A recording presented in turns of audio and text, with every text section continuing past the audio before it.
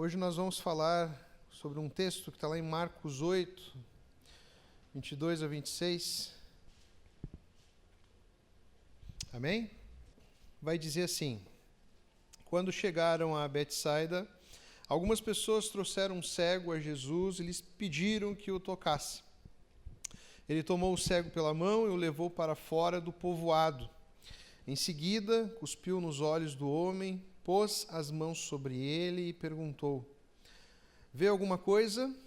Recuperando aos poucos a vista, o homem respondeu: vejo pessoas, mas não as enxergo claramente. Parecem árvores andando. Jesus pôs as mãos sobre os olhos do homem mais uma vez, e sua visão foi completamente restaurada. Ele passou a ver tudo com nitidez. Então Jesus se despediu dele e disse: ao voltar para casa, não entre no povoado. Amém? Muito bem, nós temos estudado ali no GC o livro de Marcos. O livro de Marcos ele é conhecido por ser um livro dinâmico, é o menor dos evangelhos. Ele é um livro que está sempre em ação. É como se o autor ali não tivesse tempo nem de respirar. Então você vai ter várias transições no texto, como logo em seguida, e depois, logo após. Então é um livro muito legal. A essência de Marcos é acompanhar Jesus. Ele vai focar muito nos milagres de Jesus. Então você vai ver muito milagre em Marcos, você vai ver também Jesus expulsando muitos demônios em Marcos. E é um ótimo livro. E aqui nós vemos uma das curas de Jesus, um dos cegos que foi curado por Jesus. E o interessante, o que chama a atenção aqui nesse texto, é que ele é o único milagre de Jesus que foi feito em partes, que não foi instantâneo. Então esse é o diferencial desse milagre de Jesus. A outra coisa que nós precisamos entender, já desde já, é que há um milagre físico aqui.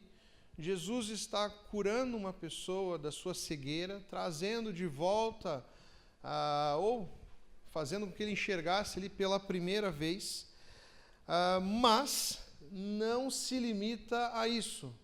Lembre-se que os milagres de Jesus apontavam para a sua divindade, apontavam e testificavam ao povo e a todos ali naquela época que o Filho de Deus, o Messias, estava entre o povo. Então os milagres têm como objetivo apontar para Jesus e apontar também para uma cura espiritual.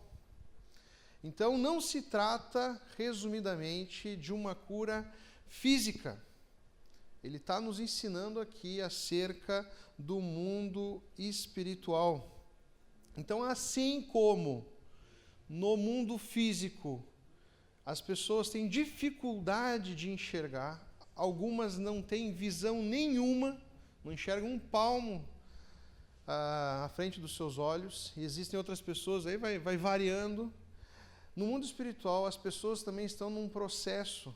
Umas não enxergam nada, não conhecem o Evangelho, não conhecem a Jesus, então vivem num mundo espiritual de cegueira, ou seja, elas não conseguem enxergar a verdade, o propósito de vida.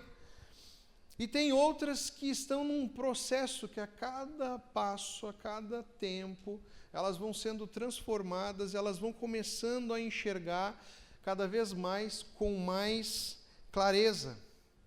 Então, você pode ser um cristão, você pode ter nascido de novo, mas você pode estar ainda vendo, olhando o mundo de uma maneira distorcida ainda, porque você está num processo de santificação.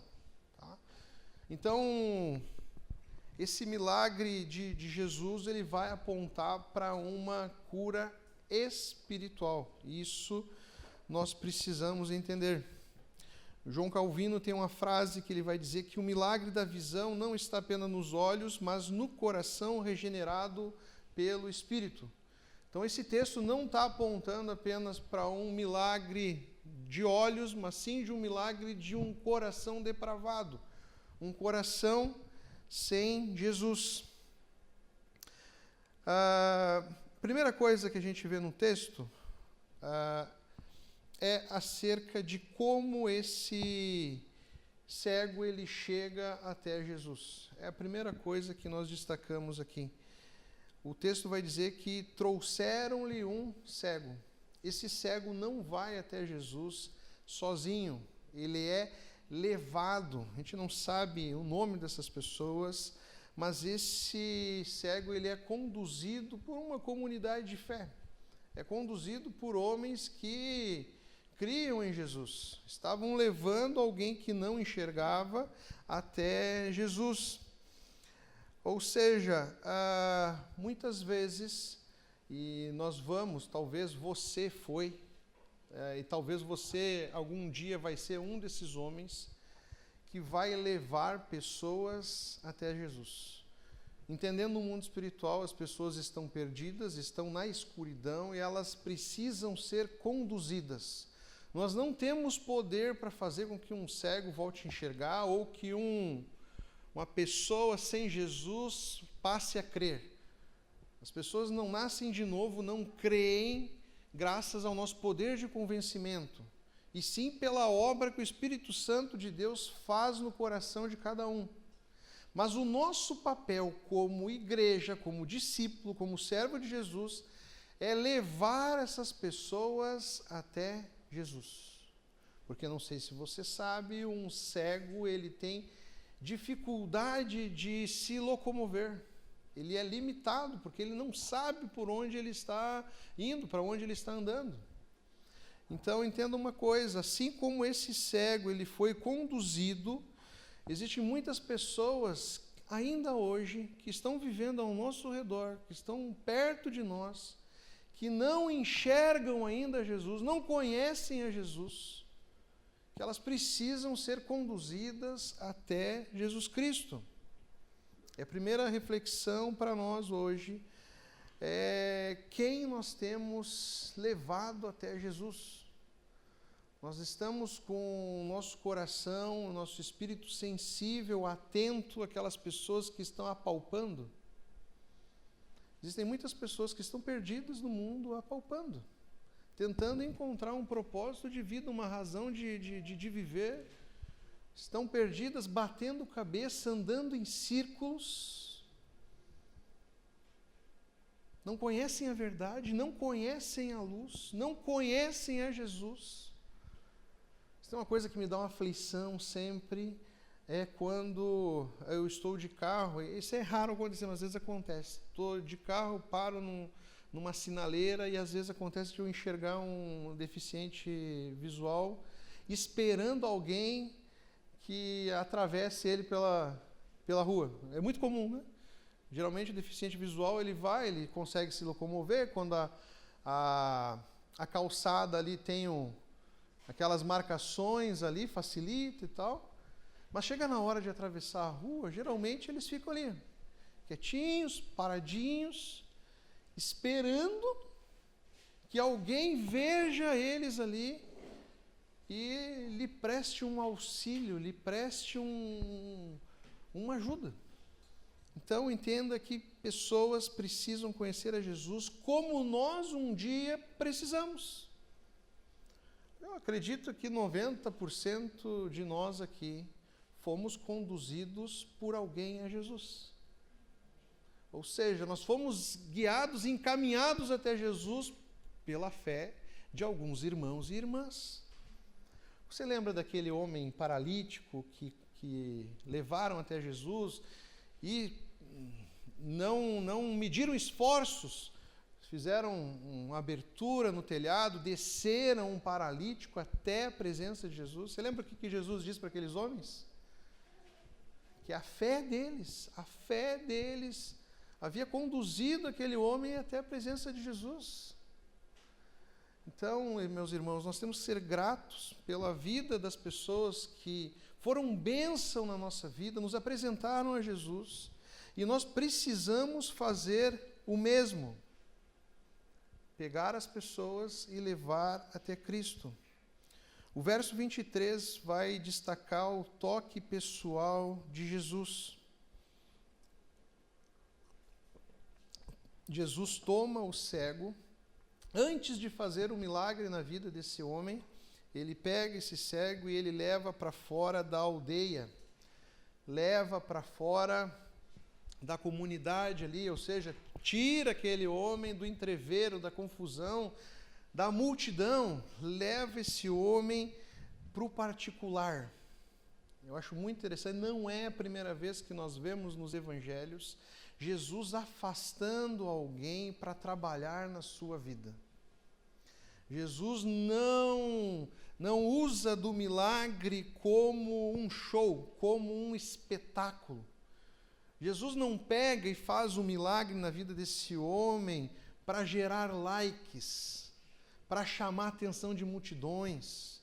Jesus não pega esse homem e leva para frente das câmeras, para frente dos celulares, para frente dos holofotes. Jesus não faz isso. Ele pega esse homem, leva para o reservado e trabalha de uma maneira particular com esse homem. Se você reparar nos milagres de Jesus, eles não acontecem da mesma maneira. Todos eles são diferentes. Deus age nas nossas vidas de maneiras diferentes. Nem todos aqui têm a mesma história de conversão. Nossos testemunhos de conversão são distintos. É raro você encontrar uma pessoa que tem a mesma história, algum detalhe vai mudar. Por quê? Porque Jesus age na nossa vida de uma maneira particular, como se nós fôssemos únicos. Jesus sabe exatamente o que se passa no nosso coração, Ele sabe exatamente o que nós precisamos. Jesus não é um milagreiro, Jesus não é um aproveitador. Ele cura, Ele transforma no particular, no pessoal. O verso 24 vai trazer o destaque do nosso texto, e ele vai dizer que a visão desse homem não veio imediatamente. Esse é o diferente do texto. Nós temos aqui uma visão parcial. Jesus pergunta para ele se ele estava enxergando alguma coisa, e esse homem responde que ele estava enxergando aquilo que ele acreditava ser homens, mas que pareciam árvores andando. Ou seja, esse homem estava ali num processo de recuperar a sua visão com clareza. Ele estava aos poucos recuperando a sua visão, ou começando a enxergar um mundo totalmente novo. Ele ainda estava tendo uma visão distorcida. A visão dele ainda não era uma visão clara. Ele ainda via homens como árvores. Um dos vídeos mais legais que eu já assisti na internet, eu vi uma vez com um senhorzinho já, outra com outro rapaz. Eram pessoas que não tinham condições de enxergar, eu acho que elas tinham limitações nos olhos. Uma, se não me engano, ela não conseguia distinguir as cores, via o mundo em preto e branco, não via as cores do mundo, né? Não conhecia o azul, o amarelo, o vermelho, o verde. E aí essas pessoas ganham de presente dos seus familiares um óculos especial, que elas, através do óculos, elas conseguem ver o mundo de uma maneira diferente, de uma maneira única.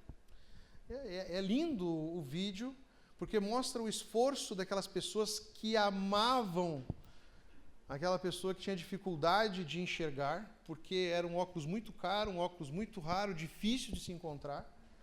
E também mostrava a alegria, a felicidade de alguém que estava vendo o mundo de outra maneira. Eu gosto muito de uma palavrinha chamada cosmovisão. Cosmovisão significa que todos nós temos uma maneira de enxergar a vida. Nós enxergamos o mundo a partir da nossa cosmovisão.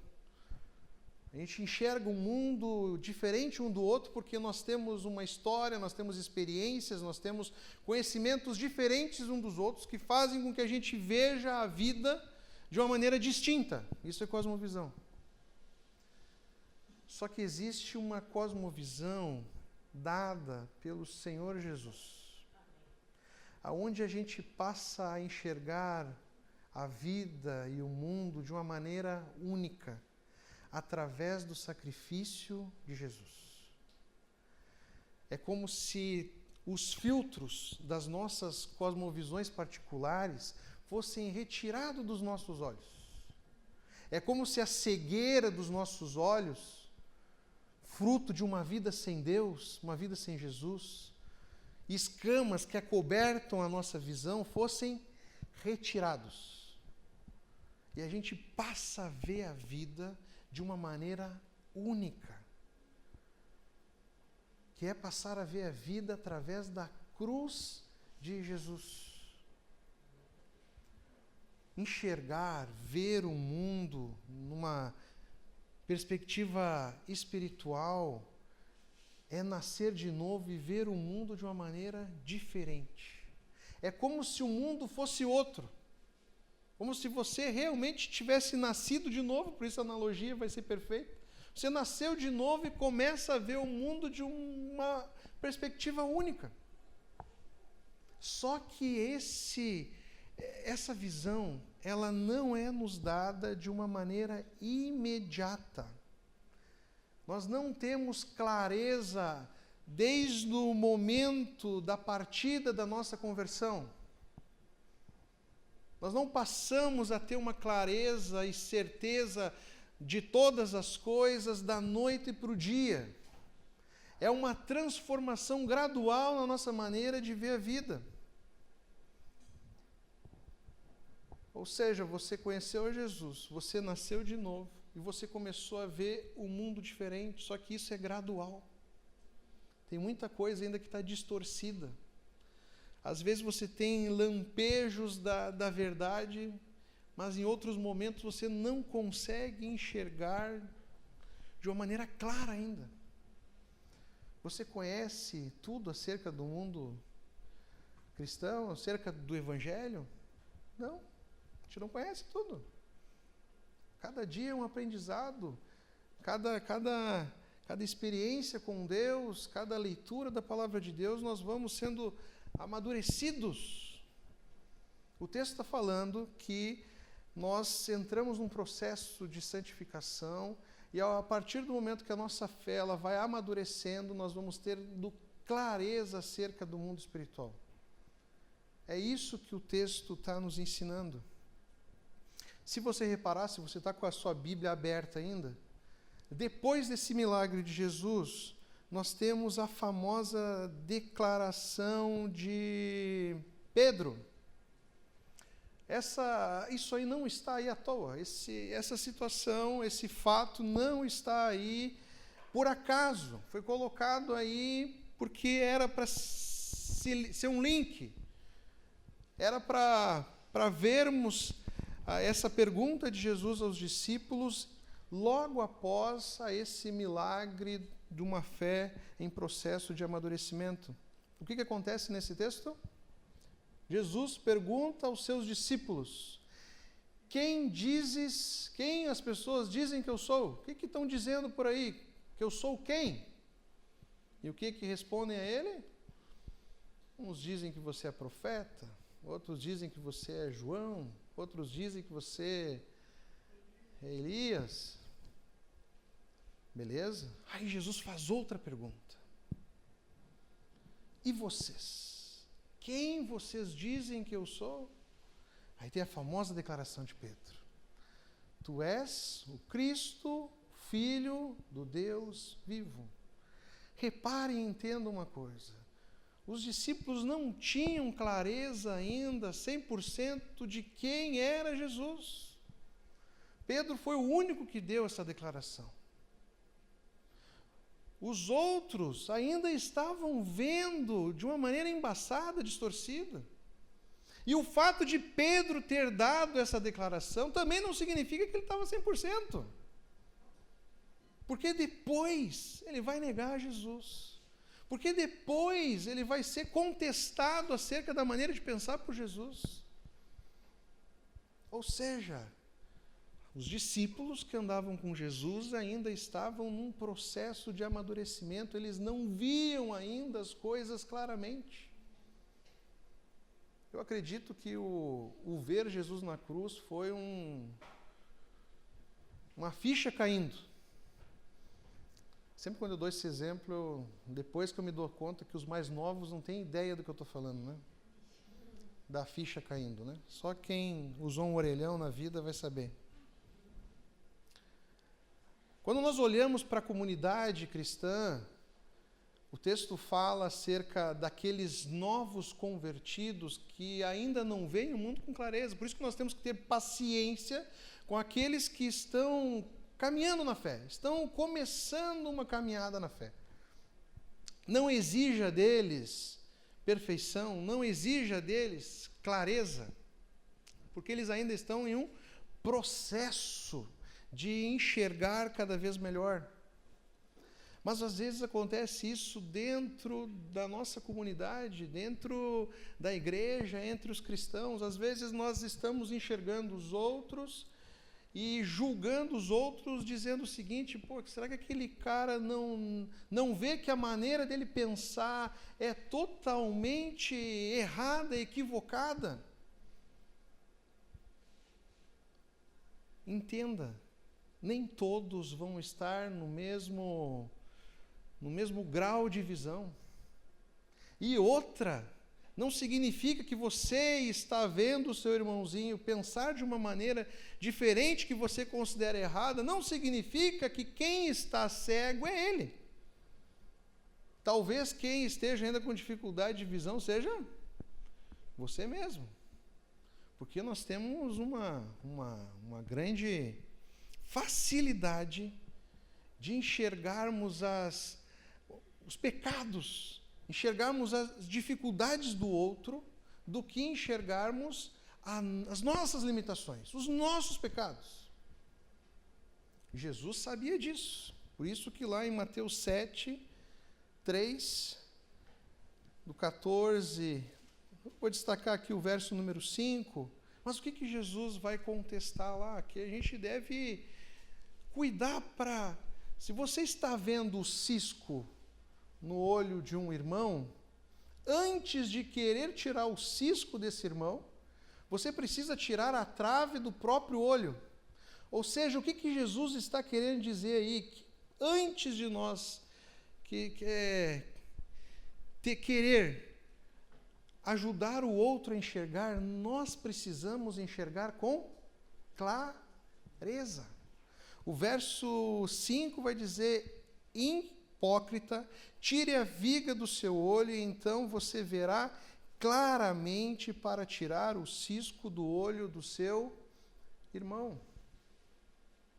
E o mais interessante, a questão mais interessante é que quanto mais nós somos santificados por Jesus, grave bem isso, quanto mais nós somos santificados por Jesus, mais próximos de Deus nós estamos, mais nós vemos a santidade de Deus, e quando nós olhamos para nós vemos o quanto nós somos pecadores. Por isso que Paulo, no auge da sua maturidade, ele diz que ele era o pior dos pecadores. Se você, num processo de santificação, se acha melhor do que os outros, ou não vê pecado em você, você está cego. Você tem uma trave tremenda nos seus olhos. Porque uma fé madura, quanto mais ela se aproxima de Jesus, mais consciente dos próprios pecados ela tem. Isso vai fazer com que, ao chegar na vida de outra pessoa, ele vai ter o quê? Humildade, empatia. Vai saber como chegar de uma maneira amorosa. Porque ele não vai chegar para alguém que está tendo dificuldade de enxergar a vida, aquilo que o Evangelho nos pede, ele não vai chegar de uma maneira bruta, ele não vai ser estúpido. Ele vai ser amoroso. Ele vai orar pela vida dele, ele vai querer o bem do irmão.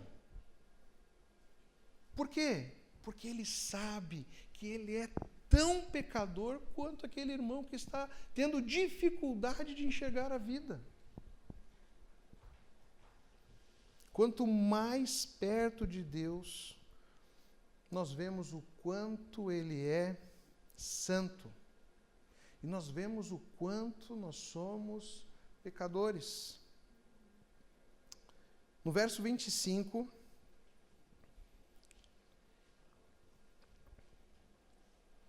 esse homem passa a ver claramente. Isso nos ensina algumas coisas. Primeiro, Jesus Cristo não deixa a sua obra pela metade. O que Jesus Cristo começa, Ele termina. É uma promessa a nós. Entenda que a salvação e a santificação são processos. A cada dia, nós vamos sendo moldados pelo Espírito Santo de Deus, e a cada dia nós passamos a ver a vida espiritual com mais clareza. É algo que eu faço constantemente na minha vida, e eu te convido a fazer exatamente a mesma coisa. A cada tanto tempo, sei lá, no final do ano, a cada 6 meses, reflita acerca da sua vida espiritual, da sua vida com Deus. Estamos vendo a vida ainda pelo mesmo olhar? Estamos vendo ainda da mesma maneira quando conhecemos a Jesus?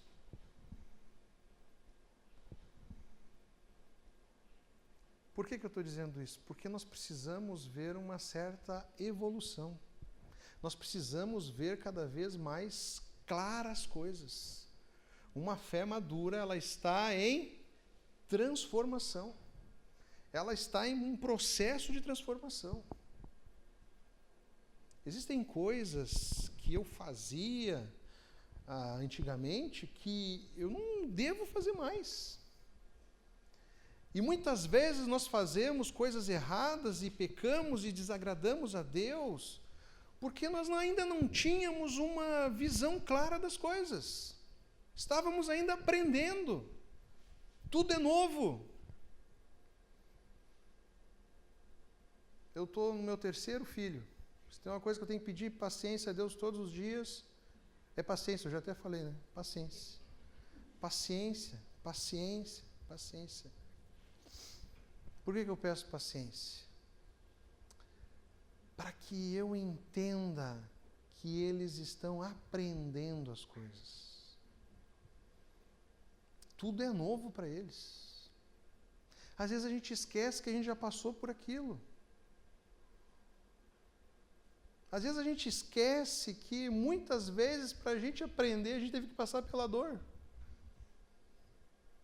Às vezes a criança vai ter que levar um choque para aprender que não deve botar a mão na tomada. Tomara que não precise. Eu me esforço para que não precise.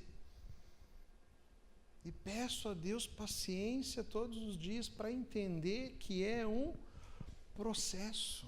A coisa mais legal para um pai, uma das coisas mais legais para um pai, você que já passou por isso, é ver quando as coisas dão certo. Quando você vê que o teu filho que botava e queria botar a mão na tomada, por exemplo, não coloca mais. E vai ensinar o menor. Aqui você não coloca o dedo, senão você vai levar choque. Como se fosse sabichão, né? É muito interessante isso. A vida cristã é um contínuo progredir. nós vamos progredindo, cada vez enxergando melhor, até chegar um dia que a nossa visão será perfeita. O desejo de muito cristão, e deve ser o nosso desejo, é enxergar a face a Deus, né? Nesse mundo não vai acontecer isso. A nossa visão ainda está bem embaçada. Nós só veremos Deus face a face quando chegarmos ao céu, quando Ele vier buscar a sua igreja. Verso 26, o chamado de Jesus a nós é um chamado para mudança, para transformação. Jesus o manda para casa, proibindo de voltar para a aldeia. Jesus não está preocupado em fazer daquele homem ali um show, como eu falei. Ele não está preocupado em exibir aquele homem ali. Jesus está preocupado com transformação de vida. Romanos 6,4 vai dizer que o Evangelho nos chama a andar em uma novidade de vida. Nós não podemos ter a nossa visão estabelecida por Jesus. Nós não podemos voltar a ver, começar a enxergar o mundo de uma maneira diferente e seguir vivendo em trevas. Seguir vivendo como se os nossos olhos ainda estivessem fechados. O chamado de Deus para nós é um chamado de transformação. Aí Romanos vai dizer, pois pelo batismo morremos e fomos sepultados com Cristo, e assim como Ele, ressuscitado dos mortos pelo poder glorioso do Pai, agora nós também podemos viver uma nova vida. Se você foi resgatado por Jesus, se você tem uma nova vida com Jesus, para que você vai teimar viver a velha vida? Você precisa viver uma nova vida, por um novo olhar. Abandonar a vida antiga, passar a viver com esse novo olhar, essa nova cosmovisão. Esse texto vai nos trazer algumas lições. Primeiro, que a fé ela pode começar sim com a fé dos nossos irmãos, dos outros. E assim como esse cego ele foi levado, muitos são alcançados pela intercessão, pelo testemunho e pela pregação da igreja. Irmãos, por quem nós estamos orando? Quando nós oramos a Deus, por quem nós estamos intercedendo? Não tem ninguém que esteja precisando enxergar a Jesus? Comece pela oração. Nós precisamos levar pessoas até Jesus. Se você está aqui hoje, é porque alguém orou por você, alguém pregou para você, alguém se preocupou com você. Façamos o mesmo. 2, entenda, meus irmãos, que a obra de Cristo ela é pessoal e ela é gradual. Nós estamos em processos diferentes. E o objetivo aqui é orarmos uns pelos outros, para que todos aqui possam ver a vida pelo olhar da cruz. Para que todos aqui possam ter clareza na maneira de ver Jesus, na maneira de viver essa vida. Se tem uma coisa que o cristão muda a vida do cristão, é quando ele começa a amadurecer na fé. Muda a vida, porque nós começamos a ter mais confiança, porque estamos vendo as coisas de uma maneira mais clara. Porque estamos próximos a Deus, estamos íntimos de Jesus. Tratamos Ele como uma prioridade na nossa vida. Nós precisamos ter uma fé madura para poder levar outras pessoas a Jesus. O foco é salvar vidas, meus irmãos. 3. Cristo completa a obra que ele inicia. Esse segundo toque de Jesus, vocês viram que Jesus tocou pela segunda vez. A gente pode interpretar esse segundo toque como uma ação gradual do Espírito Santo, gerando frutos do Espírito no nosso coração, na nossa mente. Ou pode ser também um apontamento para o toque de Jesus na eternidade. Mas, independente, nós precisamos seguir sendo transformados por Jesus. Filipenses 1,6 vai dizer que aquele que começou a boa obra em vós há de completá-la. O cristão, ele está com... Sabe aquelas faixas amarelas de construção? O cristão, ele está em constante construção, em obras. Se você encontrar um crente que não está em obras e diz que já está perfeito, que a obra dele já está pronta, que ele só está esperando o ônibus da salvação passar na casa dele, porque ele já está perfeito, ore por ele. Se você tem pensado assim, clame a Jesus para que tire as escamas dos seus olhos. Nós estamos em constante obras. Senão o Espírito Santo não estaria habitando em nós.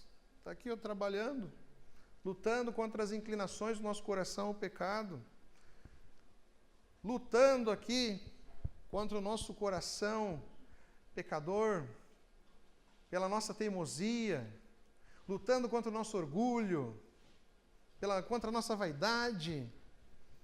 Ele poderia ficar a noite inteira aqui. Entenda, a nova visão exige uma vida nova. Você acha que a vida daquele cego mudou ou não?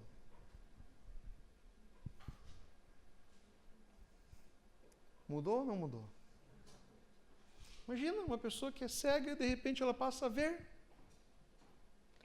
Muitas vezes nós não entendemos ou esquecemos da mudança que é a vida espiritual. É uma analogia, está apontando para um milagre espiritual. Antes nós víamos a vida sem Deus. Agora Deus está como centro do nosso olhar. A vida é totalmente diferente. É como um cego que passa a enxergar. Para nós, a questão da salvação, da conversão é mais profunda ainda. É uma cirurgia que Deus faz no nosso coração. Muda o nosso coração. Coloca um coração que seja sensível a Ele. Ou seja, a nova visão vai exigir de nós uma nova vida. Nós não podemos voltar aos mesmos lugares. Nós não podemos seguir nas mesmas práticas. Nós precisamos ter uma ruptura com o nosso passado pecador. Precisamos dar um fim nisso. Clame a Jesus. Está difícil abandonar as velhas práticas. Está difícil abandonar a velha vida. Você tem orado a Deus. Você tem orado a Deus para que continue trabalhando no seu coração. Porque entenda uma coisa, sozinho nós não conseguimos. Nós precisamos da ação do Espírito Santo no nosso coração. Nós não temos força para isso. Aplicação prática para nós. Você que já teve um primeiro toque de Cristo. Jesus já tocou na sua vida, Jesus já tocou no seu coração. Mas você ainda está enxergando a vida de uma maneira distorcida. Talvez você até entenda o Evangelho, você está tendo dificuldade de confundir, está confundindo prioridades, valores, está confundindo a sua identidade em Jesus. Algumas coisas estão confusas ainda. Ore para que Jesus continue tocando na sua vida. Que Ele siga trabalhando. Trabalhando. Não pare de orar. Jamais. Sabe quando a gente está orando para que um amigo, alguém querido conheça Jesus? A gente deve orar por todos. Mas às vezes a gente tem alguém querido que a gente está há muito tempo orando. Às vezes nós cometemos um grande erro, que é estar orando. Daí, de repente, Jesus quebranta aquele coração orgulhoso e conheceu a Jesus. Aí o grande erro que a gente faz, qual é? Paramos de orar. E às vezes a gente esquece que o mais difícil é quando começamos a enxergar. Que mais nós vamos precisar da oração, que nós vamos precisar da igreja, que nós vamos precisar dos nossos irmãos ao nosso lado. Se você está na igreja, querendo viver a igreja, mas não quer relacionamento com os seus irmãos, não quer que os seus irmãos ajudem na sua caminhada, então você está perdendo seu tempo aqui dentro. Está perdendo seu tempo. Porque a igreja foi nos dada para nós andarmos juntos. A igreja é família. A igreja é ligada pelo sangue de Jesus. A irmandade em Cristo, ela é mais forte do que o nosso sangue carnal. Porque é algo que vai nos levar para a eternidade juntos. O que nós temos em comum? Nós fomos comprados por um alto preço.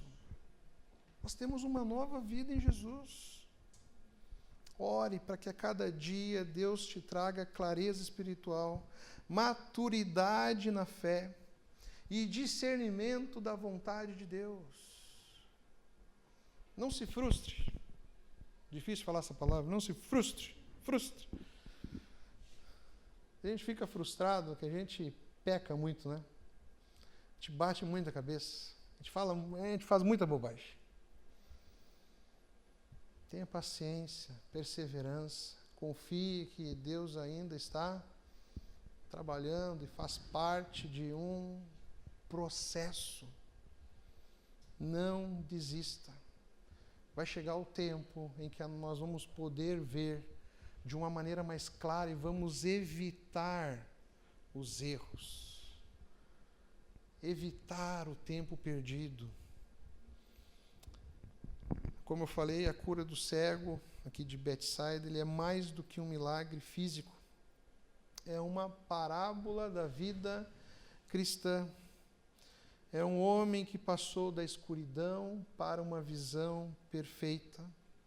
Um homem que foi conduzido pelas mãos de Cristo até ver com clareza o reino de Deus. Amém? Uma frase do Agostinho que eu acho que tem tudo a ver com o que nós vimos hoje. Sem Cristo nós vemos sombras, e com Ele nós vemos a verdade, e um dia o veremos face a face. Amém? Nós possamos orar a Deus para que Ele trabalhe cada vez mais a nossa vida, que Ele nos use como instrumentos na vida um do outro, nós possamos ter paciência, fé e perseverança, que Deus está trabalhando em cada um de nós. Amém? Vamos orar?